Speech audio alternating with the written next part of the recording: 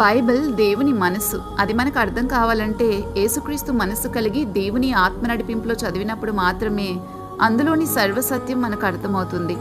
అయితే యేసుక్రీస్తు మనసేంటి అని ఆలోచిస్తే తండ్రి చిత్తం చేయాలనుకునే మనసు అది. తనను తాను తగ్గించుకుని దీనునిగా, రిక్తునిగా, దాసునిగా వచ్చి విధేయత చూపించి శరీరమందు శ్రమపడటానికి ఇష్టపడిన మనసు. ఇలాంటి మనసుతో వాక్యం చదివినప్పుడు మాత్రమే మనకి వాక్య సారాంశము సత్యంగా అర్థమవుతుంది. మన మనస్సుతో చదివితే మన మనస్సు ఎలా ఉంటుందో మనకు వాక్యం అలాగే అర్థమవుతుంది. ఈ విషయం మనకు సామాన్యంగా గ్రహించవచ్చు. ఎలాగంటే మనం మాట్లాడే మాటలు ఎదుటివారు ఎలా అర్థం చేసుకుంటారంటే అది వారి మనస్సు ఎటువంటిదో ఆ రకంగానే అర్థం చేసుకుంటారు. దీన్ని బట్టి మనకు అర్థమవుతుంది మనం ఎప్పుడు కూడా మన మనసుతో కాదు, క్రీస్తు మనస్సుతో మనం వాక్యం చదవాలని. అలాగే దేవుని వాక్యము ఆత్మ నడిపింపులోనే చదవాలి. ఎందుకంటే ఆత్మకే తెలుసు ఆత్మ సంబంధమైన సంగతులు అని కొరింథీయులకు రాసిన మొదటి పత్రిక 2వ అధ్యాయంలో చదువుతాం.